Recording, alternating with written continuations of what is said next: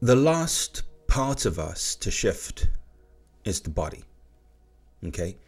So, for example, in India, when all of these different practices were created, they were created to work on us in different ways.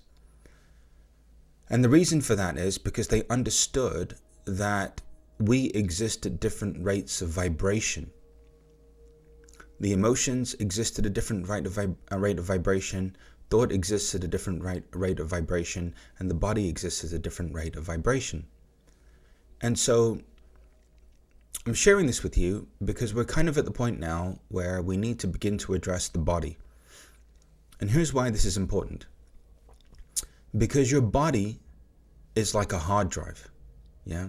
And if I've heard this before, sorry, but I have to repeat it. The body is like a hard drive. Okay? Now, what is it recording? It's recording the residual memory of you. The residual memory of you. Who you used to be, how you used to be, emotions from the past, right? So your body is a living, breathing record of your unconscious. This is why in mystery schools and ancient transformative processes, there was always a physical component to one's development. Because at some point, there has to be a cellular rotation, and as a result of that cellular rotation, a vibrational rotation within one's being. So just imagine for a moment that if the body is the hard drive, okay, then the identity is what is continuing to hold the pain, the trauma, the suffering, the separation, and the fear in place, right? Are you with me so far? So whatever's happening in your body is because of who you are at the level of your identity. All right, so then how do we evolve and move forward? By shifting out of our identities into our essential selves. And here's why.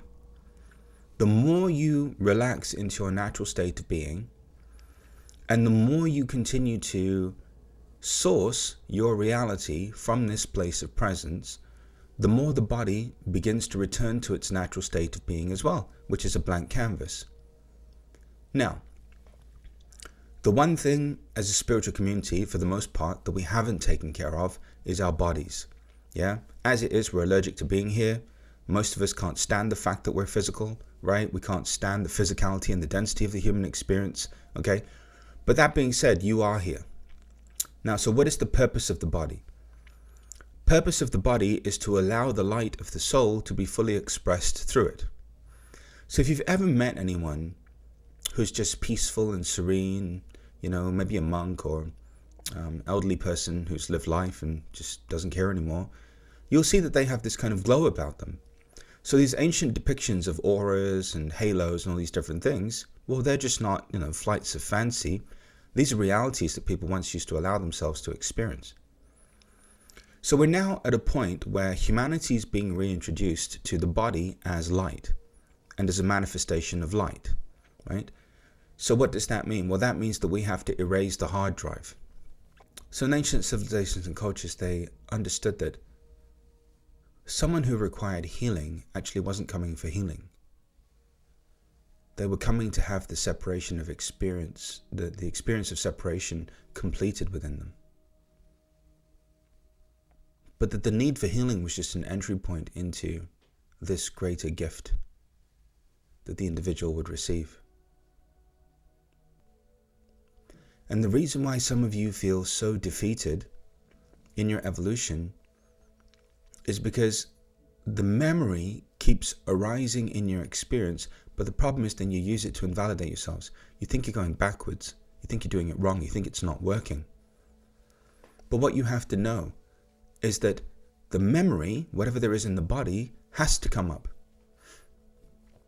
Because the body needs to be freed too.